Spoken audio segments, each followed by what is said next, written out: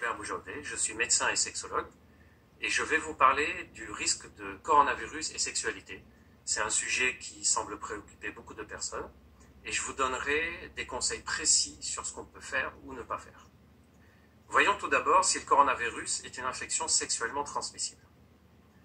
Ce qu'on sait de ce virus de nos jours, c'est qu'il est surtout présent et transmissible par les voies aériennes supérieures, c'est-à-dire par les sécrétions qu'on a dans la bouche et le nez. On sait aussi qu'il est présent dans les selles. D'après ce qu'on sait, il n'est pas présent dans le sperme ni dans les sécrétions vaginales. Et donc, il ne peut pas se transmettre par voie sexuelle. Par contre, il peut se transmettre au moment des rapports sexuels, soit par les baisers qu'on pratique ou les caresses buccales qu'on peut utiliser, ou certaines pratiques anales, étant donné qu'il est présent dans les selles et donc peut-être parfois dans la marge anale.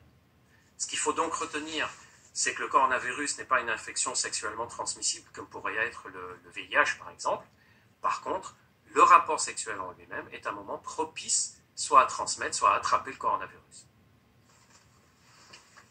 Pour savoir ce qu'on peut faire ou ne pas faire, premier cas de figure, si vous étiez aujourd'hui avec des relations sexuelles ponctuelles, des relations occasionnelles, par exemple via des sites de rencontres ou des applis, ou si vous veniez de rencontrer quelqu'un que vous voyez de temps en temps de façon espacée, ou si vous aviez une relation durable, mais c'était une relation très espacée que vous voyez de façon très irrégulière. Malheureusement, vous faites partie des personnes qui vont être obligées d'interrompre leurs relations sexuelles physiques pendant cette période de coronavirus. Nous savons que c'est pénible, nous savons que c'est quelque chose qui peut être frustrant, mais malheureusement, c'est quelque chose de nécessaire en cette période. Pourquoi ? Premièrement, parce que si vous allez voir l'autre personne, vous risquez de vous mettre hors la loi. Vous savez que ça ne fait pas partie des dérogations officielles d'aller voir son amoureux ou une date. Et d'autre part, et surtout, vous risquez de transmettre ou d'attraper le coronavirus, puisque c'est une personne qui ne vit pas avec vous, qui ne subit pas les mêmes risques, ou vous-même, vous n'avez pas les mêmes risques que cette personne-là. Il y a donc un risque élevé de transmettre ou d'attraper le coronavirus dans des relations occasionnelles et ponctuelles de deux personnes qui se connaissent très peu et qui ont des modes de vie différents. Et méfiez-vous des apparences ou du fait de se dire il n'a pas l'air ou elle n'a pas l'air d'avoir le coronavirus, ou il n'a pas l'air ou elle n'a pas l'air d'être malade. Souvenez-vous qu'on peut très bien être porteur de coronavirus sans avoir aucun symptôme ou avoir très peu de symptômes. Donc, ce n'est pas une question d'honnêteté, ce n'est pas une question d'apparence, c'est une question de virologie. Et on peut parfaitement se tromper en toute bonne foi en pensant qu'on ne va pas transmettre, qu'on ne va pas l'attraper, et pourtant transmettre ou l'attraper. Donc, malheureusement, ce type de relation ponctuelle doit être interrompu dans cette période-là pour lutter contre la transmission du virus. Mais si on peut interrompre, si on doit interrompre les relations sexuelles physiques, ça ne veut pas dire qu'on doit interrompre toutes les versions de la sexualité, et c'est le moment d'utiliser tout ce que vous savez utiliser de la sexualité virtuelle, que ce soit par messagerie, que ce soit par sexting, que ce soit par chat, ou tout autre moyen virtuel que vous pouvez imaginer ou inventer. Attention bien sûr, on envoie des images ou des vidéos sexuelles qu'à des personnes qui le souhaitent, et aussi à des personnes avec un minimum de confiance pour ne pas se retrouver avec des images ou des vidéos de nous entre les mains de personnes mal intentionnées. Deuxième cas de figure, vous êtes en couple, vous vivez sous le même toit et vous vous retrouvez confiné sous le même toit. Et là, il faut distinguer deux situations. Si vous êtes présent sous le même toit depuis plusieurs jours, depuis au moins 5 jours, d'après ce qu'on sait, et que vous avez très peu de contact avec l'extérieur, que quand vous sortez et que vous revenez, vous croisez quasiment personne, vous faites très attention à ne pas être proche des autres personnes, c'est-à-dire que tous les deux, vous avez le même niveau de risque. Et bien vous faites partie des rares personnes qui peuvent continuer leur vie sexuelle sans précaution particulière. D'ailleurs, si vous vivez ensemble dans ces conditions-là, vous allez pouvoir vivre tranquillement chez vous, en vous embrassant, en vous touchant, en vous effleurant, en étant sans précaution particulière dans la journée. Si dans la journée, il n'y a pas de précaution particulière à avoir entre vous, c'est que vous pouvez avoir des rapports sexuels sans précaution particulière.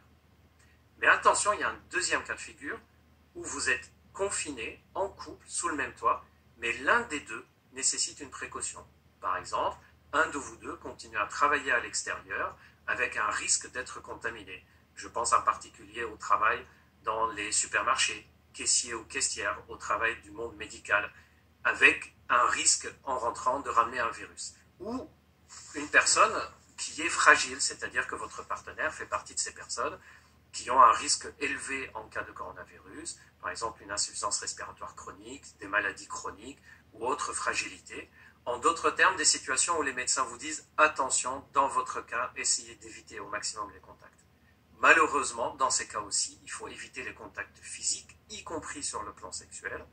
Et c'est une des situations où on va devoir inventer une vie sexuelle autre que physique, c'est-à-dire tous les fantasmes sexuels auxquels vous pouvez jouer, par exemple être l'un face à l'autre avec des masturbations à distance. Ça peut être aussi utilisation très amusante parfois où on est dans deux pièces différentes et faire comme si on était dans deux logements différents et utiliser ce que je disais tout à l'heure, les messageries érotiques, pas les messageries qui, avec des versions érotiques, envoyer et recevoir des messages érotiques, ou faites comme si vous étiez un couple vivant séparément, mais avec une sexualité virtuelle qui se poursuit.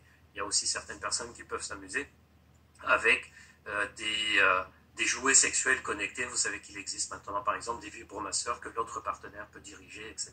C'est-à-dire tout ce que vous pouvez utiliser sans un contact physique direct, bien sûr, si vous faites partie des personnes où vous avez un conseil de ne pas avoir un contact physique direct en vivant sous le même toit. Dernier cas de figure, si vous êtes en couple mais vous vivez séparément. Là, il n'y a que deux possibilités. Soit vous vous êtes retrouvés confinés, chacun chez soi, et donc vous vous retrouvez dans la situation de deux couples célibataires qui ne peuvent pas, deux couples célibataires, non, deux couples qui ne vivent pas ensemble ou des relations ponctuelles. Et donc dans ces cas-là, on doit utiliser uniquement la sexualité virtuelle. Et si vous vous retrouvez confinés ensemble, en fait, c'est le moment où vous allez découvrir l'autre et vous allez surtout vous retrouver dans la situation d'un couple qui peut continuer sa vie sexuelle, surtout si le confinement existe depuis plusieurs jours sans contact avec l'extérieur. Dans tous les cas de figure, souvenez-vous que, au moindre doute, on évite les rapports sexuels physiques et si vous ne voulez pas demander à un médecin si je peux continuer à avoir des rapports sexuels ou non, vous pouvez simplement demander à votre médecin en cas de doute, est-ce que dans mon cas, je dois faire attention, est-ce que je peux avoir un contact physique avec les autres personnes de mon foyer, avec mon partenaire ou avec les personnes qui vivent avec vous dans le foyer. S'il n'y a pas de problème à avoir des contacts physiques avec les personnes qui sont sur le même toit que vous, c'est que vous pouvez continuer à avoir une vie sexuelle et des rapports sexuels. Je vous conseille de continuer à vous informer sur ce virus pour le connaître. Et plus vous comprendrez comment ce virus se transmet, et plus vous allez apprendre ce que vous pouvez faire ou ne pas faire. Par exemple, il y a des personnes qui m'ont interrogé sur est-ce qu'il faut porter un masque lors des rapports sexuels. Ça n'a aucun sens. Soit on a le droit d'avoir des rapports sexuels, et dans ce cas on fait ce qu'on veut, soit il faut éviter les rapports sexuels physiques, et dans ce cas ça ne sert à rien de mettre un masque pour avoir les rapports sexuels. Autre question qui peut se poser, c'est par exemple, est-ce qu'il faut prendre une douche avant les rapports sexuels ou après les rapports sexuels? En réalité, la douche est surtout conseillée quand on sort et qu'on pense avoir été confronté ou avoir été en contact avec des personnes. En rentrant, on peut se permettre de prendre une douche, simplement en rentrant à la maison pour ne pas ramener le virus à la maison. Donc c'est surtout quand on sort et quand on revient. En revanche, je pense qu'une douche après les rapports sexuels serait utile, mais ce n'est pas quelque chose qui est bien sûr obligatoire. Comme je le dis depuis le début, il faut avoir du bon sens, soit on a le droit à un contact physique, soit on n'a pas le droit. Je profite de cette vidéo pour vous rappeler l'intérêt de ce confinement, pour vous rappeler que ce ne sont pas des mesures punitives et que ce sont des mesures pour sauvegarder et surtout sauver les personnes les plus fragiles. La vie sexuelle est quelque chose d'important et ce n'est pas un médecin sexologue qui va vous contredire, mais dans cette période, ça vaut le coup de la réfléchir. Si vous avez le droit de l'utiliser, utilisez-la, il n'y a pas de problème. Si vous n'avez pas le droit d'utiliser une vie sexuelle et de vivre une vie sexuelle physique, surtout apprenez à être créatif et à être inventif dans cette période pour une sexualité différente, une sexualité virtuelle ou indirecte. Prenez soin de vous, prenez soin des autres, restez chez vous jusqu'à ce que ce virus nous lâche et qu'on puisse reprendre tous, dès qu'on le souhaite, ceux et celles qui le souhaitent, une vie sexuelle épanouie. Il faut regarder chaque cas de figure à part.